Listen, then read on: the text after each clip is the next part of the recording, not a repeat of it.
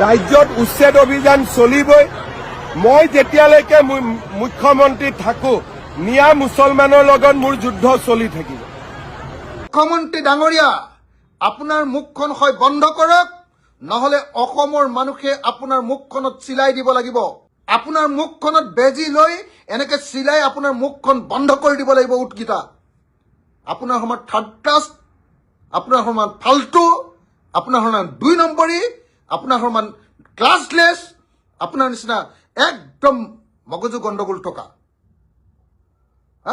এই নট ঢিলা মানুহ আৰু অসমত কেতিয়াও জন্ম হোৱা নাছিল। প্ৰত্যেকটো কথাতে খালি হিন্দু মুছলমান, প্ৰত্যেকটো কথাতে খালি কেৱল হিন্দু মুছলমান, গৰু মাংস, গাহৰি মাংস অকল। আৰে আপোনাৰ হৈছে কি? আপুনি যদি পাগলা হৈছে, পাগলা ফাটেকলৈ যাওক, আপুনি তেজপুৰলৈ যাওক। তেজপুৰক এবাৰ কেন্দ্ৰীয় চৰকাৰে বোলে আৰু নিমহাঞ্চৰ নিচিনা ওপৰলৈ নিব খুজিছে, আপুনি তাতে ভৰ্তি হওক। আপোনাৰ মাথাৰ গণ্ডগোল হৈছে। ইমান গণ্ডগোলীয়া কথা কৈ অসমখনক কিয় আপুনি অস্থিৰ কৰিব খুজিছে? ইলেকশ্যন অহাৰ লগে লগে কেৱল হিন্দু মুছলমান, মিয়া। আৰে ভাই, আপোনাৰ বেলেগ কাম নাই? 22 বছৰ ৰাজনীতি কৰি আপুনি মিয়াৰ পিঠিত আকৌ ইলেকশ্যন যাব লাগে? মিয়া 26ৰ নিৰ্বাচন পাৰ কৰি দিয়া, এইটোৱে আপোনাৰ শ্লোগান নহয় জানো? মিয়া যেনে তেনে নিৰ্বাচনটো পাৰ কৰি দিয়া, এইটোৱে আপোনাৰ কাম নহয় জানো? আপুনি অকল মিয়া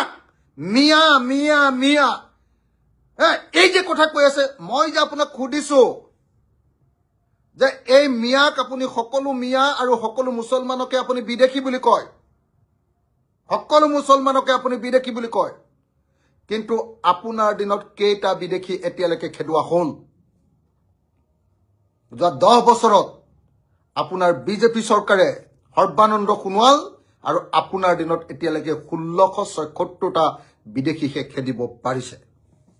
এই কথা মই কোৱা নাই, অসম বিধানসভাত মই প্ৰশ্ন সুধিছিলো আৰু আপুনি গৃহমন্ত্ৰী হিচাপে আপুনি উত্তৰ দিছে যে এতিয়ালৈকে বিজেপি চৰকাৰৰ দিনত 1676টা বিদেশীকে এতিয়ালৈকে বহিষ্কাৰ কৰা হৈছে।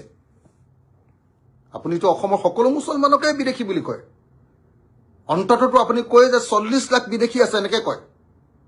40 লাখ বিদেশী খেদিবৰ কাৰণে 10 বছৰত যদি আপুনি 1676 জন বিদেশী খেদে, তেতিয়াহ'লে 40 লাখ বিদেশী খেদিবৰ কাৰণে আপোনাক কিমান দিন শাসন দিব লাগিব? আপোনাক কিমান দিন শাসন দিব লাগিব? আপুনি কেতিয়া বিদেশী খেদিব? কেতিয়া বিদেশী খেদিব? মই এই অসমৰ একমাত্ৰ মানুহ যি অসমৰ মুছলমান এলেকাত গৈ, মিয়া এলেকাত গৈ স্পষ্ট প্ৰথমতে এটাই বাক্য কওঁ, চবকে মই হাত দাঙিবলৈ দিওঁ